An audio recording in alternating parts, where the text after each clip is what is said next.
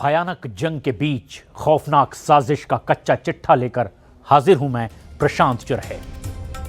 Iran से आ रही खबरें इशारा कर रही है कि अब ये देश पॉइंट ऑफ नो रिटर्न यानी कि वापसी का रास्ता बंद वाली जगह पर पहुंच चुका है, जहां एक तरफ तो ईरान में प्रदर्शनकारियों की बेतहाशा मौत होने लगी है, वहीं खामेनी ने अपने आखिरी संदेश और आदेश में प्रदर्शनकारियों से सीधे उन्हें आतंकवादी कहकर एड्रेस करना शुरू कर दिया है। इधर खबर यह आ रही है कि ईरान अमेरिका और इजराइल पर बहुत बड़ा हमला कर सकता है और कुछ रिपोर्ट्स के मुताबिक तो खामेनी का तख्ता पलट रोकने के लिए ईरानी सेना किसी भी वक्त इजराइल पर अपनी हाइपरसोनिक मिसाइल फतह से हमला कर सकती है।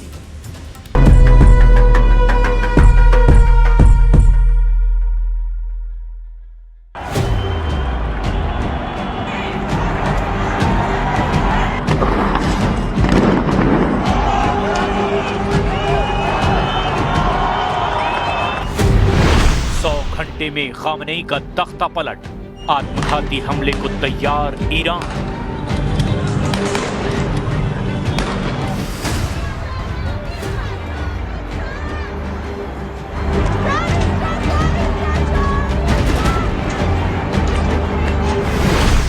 दो हफ्ते से ईरान इसी तरह से चल रहा है। सड़कों पर लाखों की तादाद में ईरानी आवाम सुप्रीम लीडर अली खामेनी का तख्ता पलट करने पर उतारू है।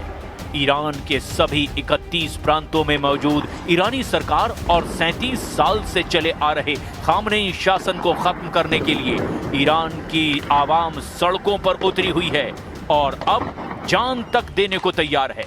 कुछ रिपोर्ट्स में दावा किया गया कि 86 साल के ईरानी सुप्रीम लीडर अली खामेनी को एहसास हो गया है कि ईरान से उनका शासन जा सकता है।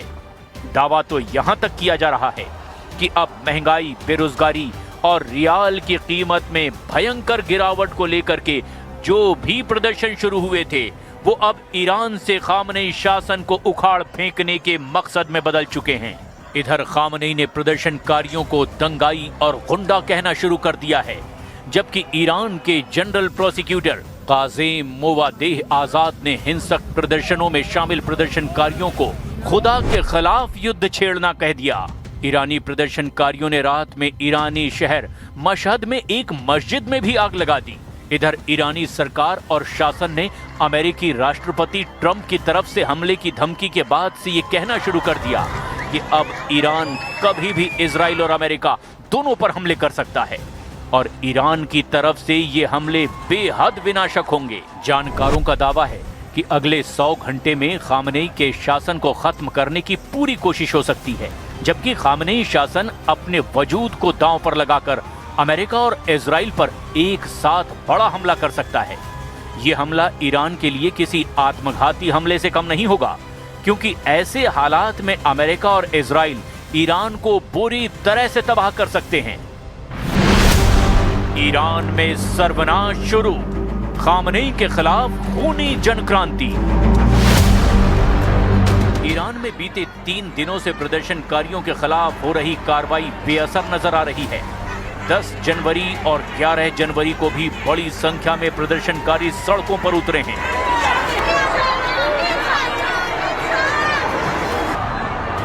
चश्मदीदों के बयानों से पता चलता है कि सरकार ने प्रदर्शनकारियों पर अपनी कार्रवाई तेज कर दी है।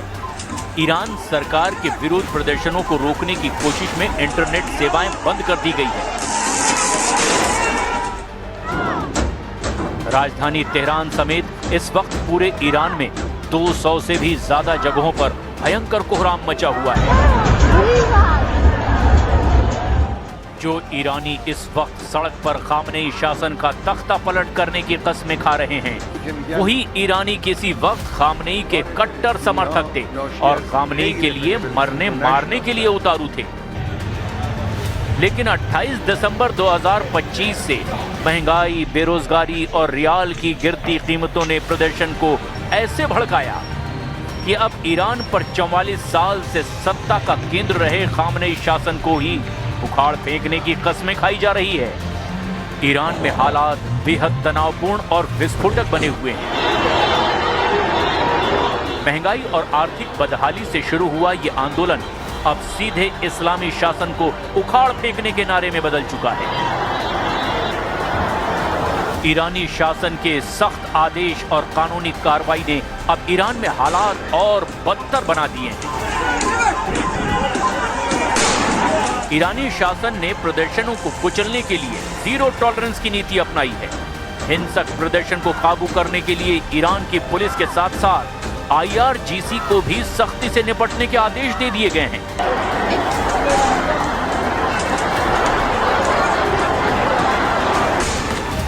प्रदर्शन अब 100 से ज्यादा शहरों और 31 प्रांतों में फैल चुका है। 14 दिन से चल रहे हिंसक प्रदर्शनों में 14 जनवरी 2026 तक के आंकड़ों के मुताबिक अलग अलग दावे किए जा रहे हैं। अमेरिका स्थित मानवाधिकार कार्यकर्ता समाचार एजेंसी यानी HRANA के मुताबिक अब तक के कम से कम 116 लोगों की मौत की पुष्टि हो चुकी है। कुछ मीडिया रिपोर्ट्स और स्थानीय डॉक्टरों जैसे कि तेहरान के अस्पतालों से मिली कुछ और जानकारी में दावा किया गया कि मरने वालों की संख्या 217 से ज्यादा हो सकती है। रिपोर्ट का दावा है कि मारे गए लोगों में कम से कम 37 सुरक्षा कर्मी हैं, जिनमें IRGC, बसिज मिलिशिया और पुलिस अधिकारी भी शामिल हैं। मशहद, हमदान और बंदर अब्बास में भी प्रदर्शनकारियों और सुरक्षा बलों के बीच में हथियारों के साथ झड़पें हुई है। अब तक 2600 से ज्यादा लोगों को ईरानी बलों ने हिरासत में ले लिया है।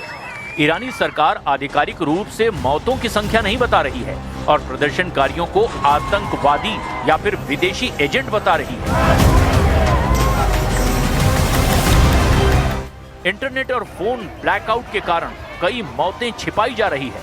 अस्पतालों पर छापे मारे जा रहे हैं, शवों को छिपाया जा रहा है। ईरान के सर्वोच्च नेता अयतुल्लाह अली खामनेई ने अब प्रदर्शनों को दबाने की पूरी कमान IRGC यानी इस्लामिक रेवोल्यूशनरी गार्ड कॉर्प्स को सौंप दी है। IRGC को भीड़ पर सीधे लाइव गोला बारूद चलाने के आदेश दे दिए गए हैं।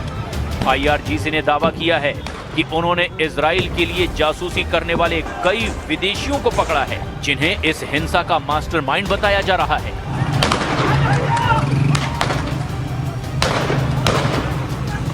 با خون چند صد هزار انسان شریف روی کار آمده در مقابل کسانی که تخریبگرند جوانهای ما را طعمه مرج خودشون قرار دادند و تعداد زیادی از مردم عزیز ما را با این روش به کشتن دادند.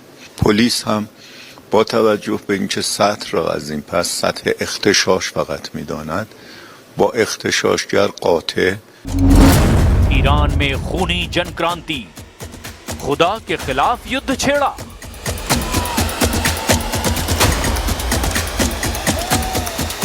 ईरान में बीते 2 हफ्तों से सरकार विरोधी प्रदर्शन लगातार जारी है। इस बीच अमेरिकी अधिकारियों ने राष्ट्रपति डोनाल्ड ट्रंप को ईरान पर संभावित सैन्य हमलों के विकल्पों की ब्रीफिंग दी है। अमेरिकी मीडिया रिपोर्ट्स के मुताबिक अगर ईरान सरकार प्रदर्शनकारियों पर कार्रवाई करती है तो ट्रंप सैन्य कदम उठाने पर गंभीरता से विचार कर रहे हैं। अधिकारियों ने बताया कि राष्ट्रपति ने अभी अंतिम फैसला नहीं लिया है।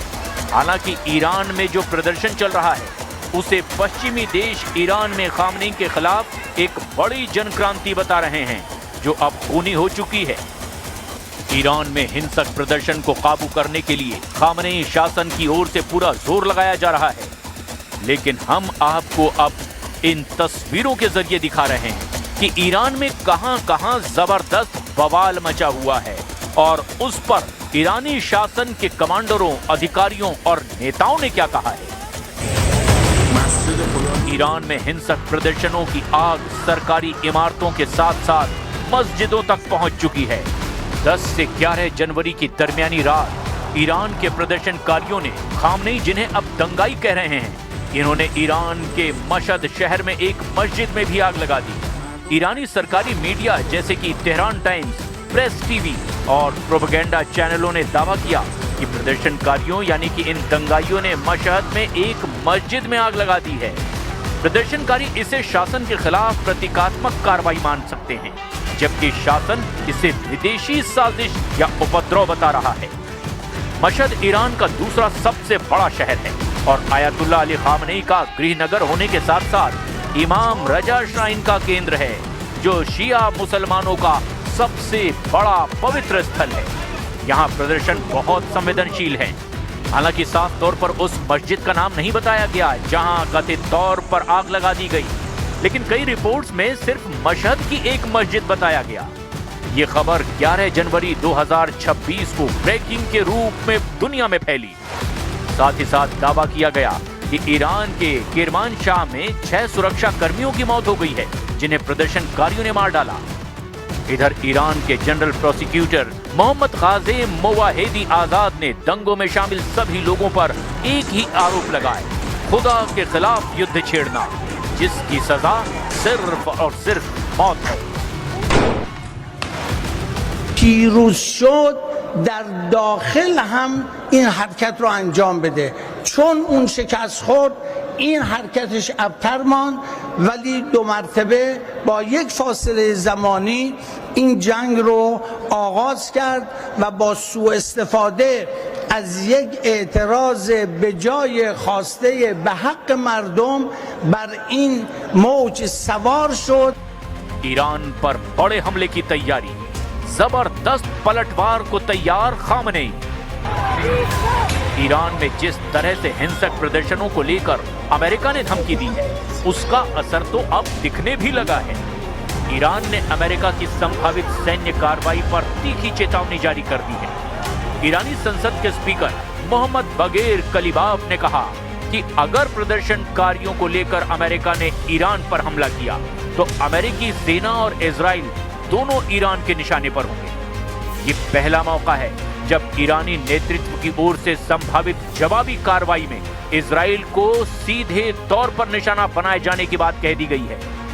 इस बीच अमेरिकी अधिकारियों ने राष्ट्रपति डोनाल्ड ट्रंप को ईरान पर संभावित सैन्य हमलों के विकल्पों की भी ब्रीफिंग दे दी है।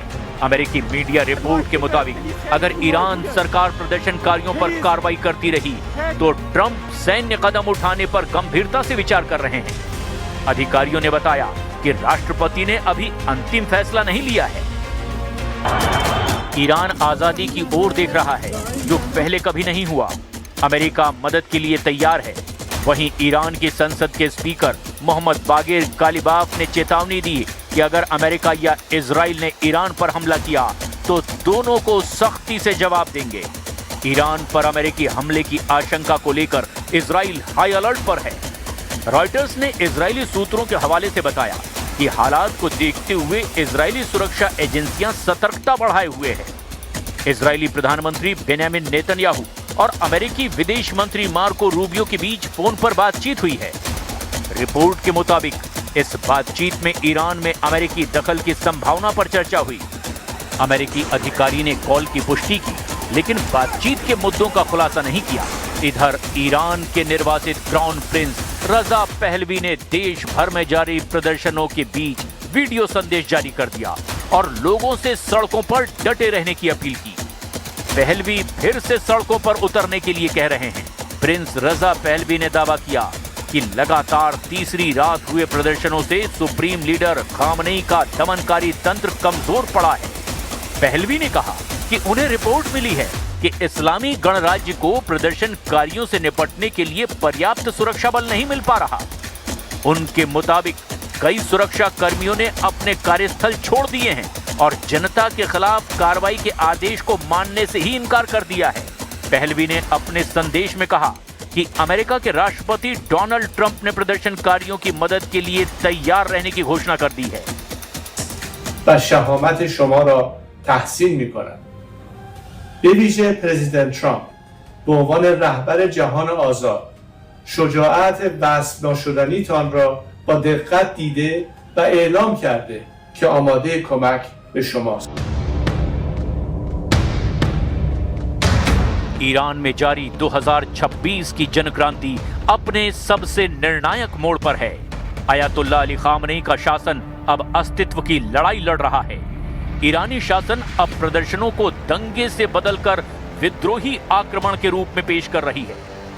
आने वाले 48 घंटे में हो सकता है कि प्रमुख शहरों जैसे तेहरान, मशहद, और तबरेज में सेना या फिर IRGC पूरी तरह से नियंत्रण में ले ले और शूट एट साइट यानी देखते ही गोली मारने के आदेश जारी कर दे।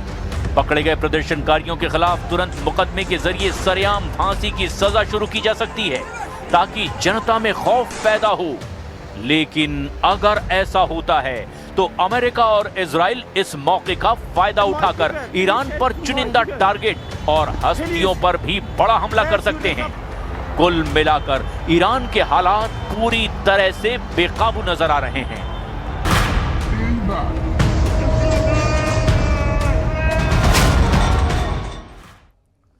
पेंटागन की खुफिया रिपोर्ट के हवाले से एक बहुत बड़ी खबर सामने आई जिसमें दावा किया गया कि ग्रीनलैंड पर अमेरिका के हमले में बस कुछ ही घंटे बाकी हैं, क्योंकि प्रेसिडेंट ट्रंप ने स्पेशल फोर्सेस के चीफ को अब ग्रीनलैंड पर हमले का प्लान बनाने का ऑर्डर दे दिया है। इससे पहले ट्रंप ने ग्रीनलैंड पर किसी भी कीमत पर कब्जे की धमकी दे रखी है। लेकिन इस डेवलपमेंट के बीच एक सबसे बड़ी बात यह कि अमेरिका के खिलाफ 4 दुश्मन देशों ने समंदर में अपनी सेना उतार दी है।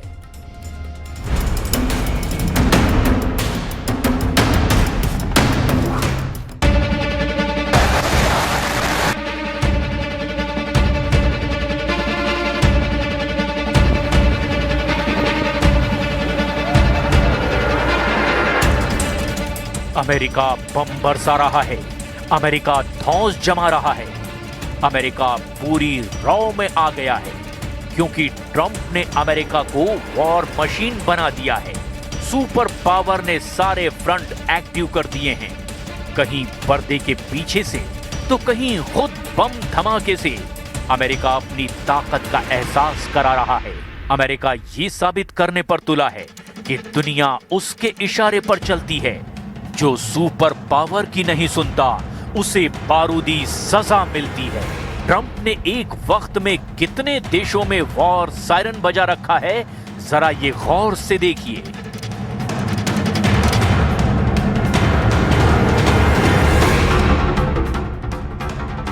अमेरिका का दुश्मन नंबर 1 ईरान, जहां गली गली में कोहराम है।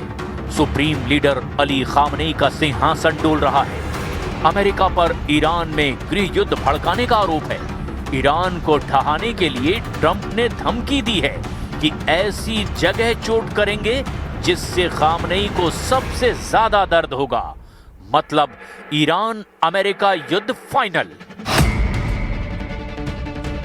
उधर सीरिया में सुपर पावर लगातार अपने दुश्मन ISIS लड़ाकों को भयानक अंदाज में बम से उड़ा रहा है। तीसरे फ्रंट पर रूस के खिलाफ अमेरिका ने दोबारा अपनी रणनीति बदल करके पुतिन को दहलाना शुरू कर दिया है। और चौथा वॉर जोन भी जल्द एक्टिव करने वाले हैं ट्रंप, क्योंकि चीन को घेर कर मारने के सिग्नल अमेरिका दे रहा है। और 5वां एक्टिव वॉर जोन ग्रीनलैंड है, जिस पर ट्रंप ने सारे डाउट खत्म करके उसे अमेरिका में मिलाने की मजबूरी भी बता डाली है। अमेरिका के राष्ट्रपति जब ये कह दें कि पुतिन किससे डरते हैं, तो उनके मंसूबों को समझना मुश्किल नहीं है। ट्रंप साफ कर चुके हैं कि रूस सिर्फ सुपर पावर से खौफ खाता है, इसीलिए उन्हें ही सारे मसले सुलझाने होंगे। Well, look, Europe has been doing so much for Ukraine, but it hasn't been enough. And obviously, that I would say that President Putin is not afraid of Europe. He's afraid of the United States of America, is led by me. There's no fear of Europe. America के बारूदी रुख ने उसके दुश्मन खेमे को alert कर दिया है। चीन, रूस, ईरान ने एक साथ ट्रंप से भिड़ने की तैयारी शुरू कर दी है। इस ग्रुप को दक्षिण अफ्रीका जैसा देश खुलकर साथ दे रहा है, क्योंकि दक्षिण अफ्रीका ट्रंप से कई बातों पर बेहद नाराज है। अमेरिका से लड़ना आसान नहीं, अमेरिका बेरहम है, अमेरिका अजेय है, ऐसा देश जिसने जब भी दुश्मनी निभाई इंसानियत की रूह कांप गई। रूस, चीन, ईरान की ट्रिपल पावर क्या ट्रंप की टेंशन बढ़ा सकती है? दक्षिण अफ्रीका में आखिर चल क्या रहा है, ये भी विस्तार से जानेंगे। लेकिन पहले जानते हैं कि सीरिया में बारूदी बैटल ग्राउंड से आए डरावने वीडियो में क्या है, जहां एक बार फिर सड़कों पर टैंक दौड़ रहे हैं, जहां एक बार फिर खून खराबा लिमिट क्रॉस करता दिखाई दे रहा है।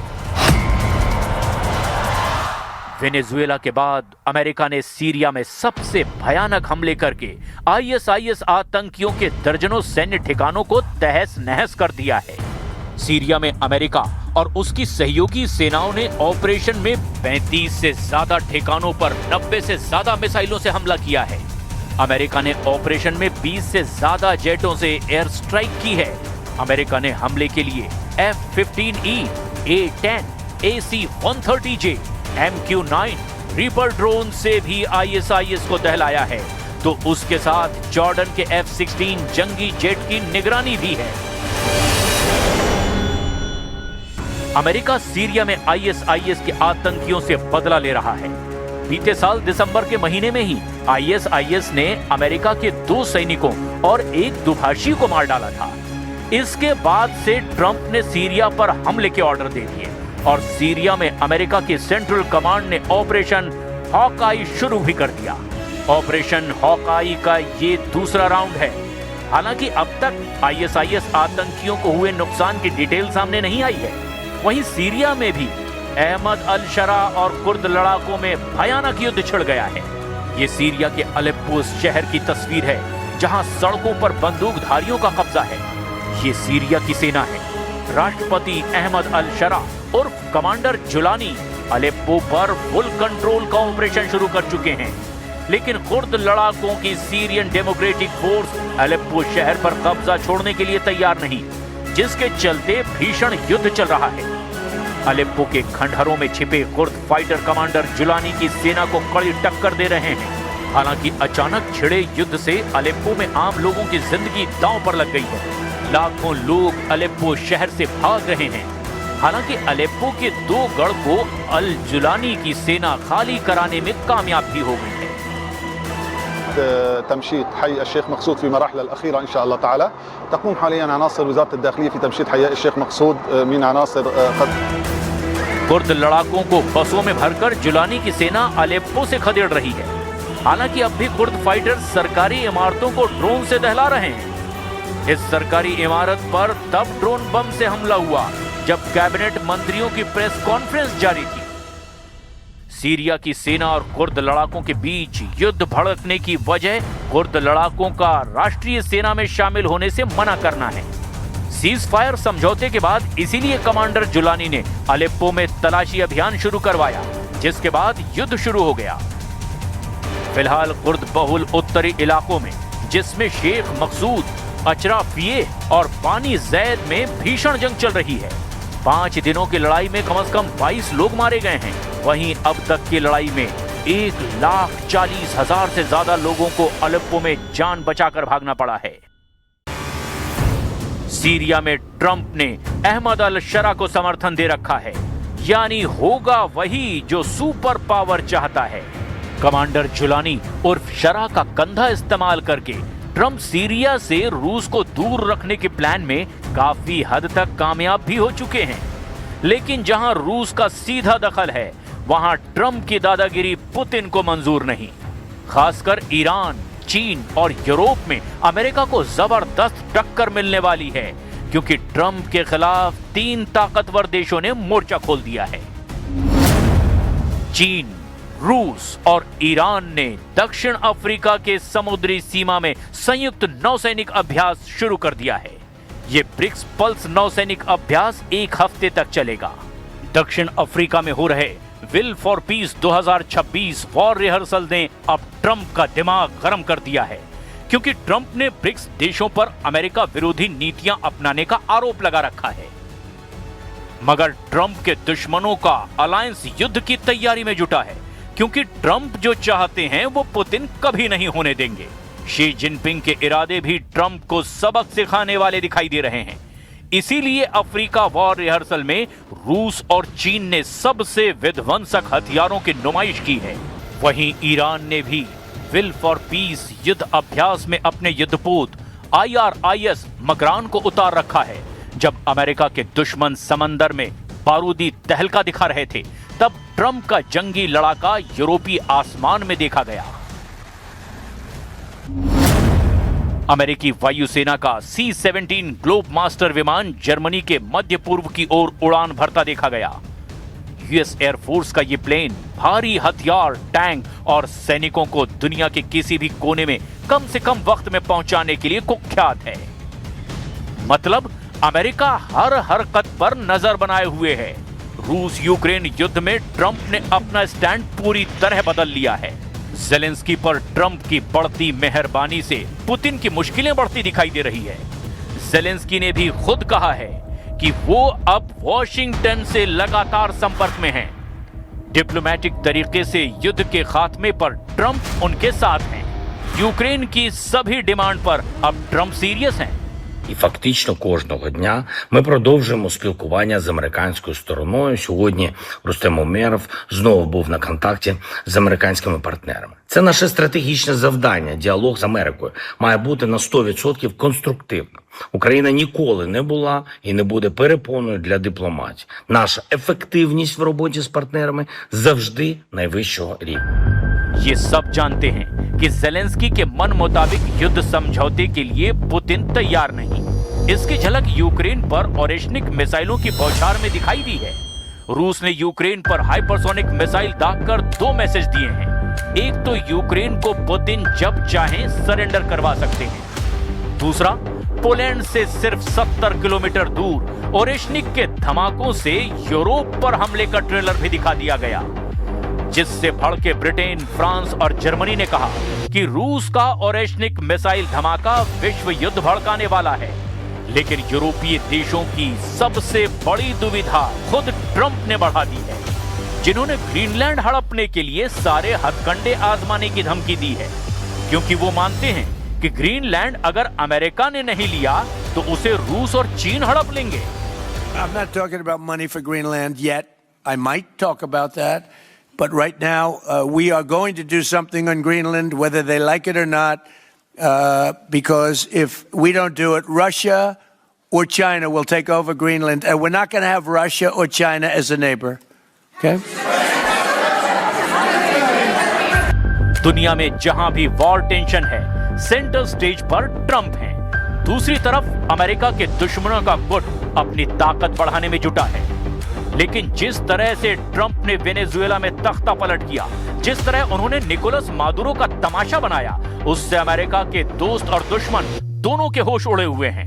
इसीलिए ट्रंप को टक्कर देने के लिए अब एटमी महाशक्तियां एक स्टेज पर आ रही हैं। दुनिया ये दुआ कर रही है कि अमेरिका अपनी रणनीति जल्द बदल ले, वरना ऐसा युद्ध भड़क सकता है जिसमें सिर्फ परमाणु बम की तबाही होगी।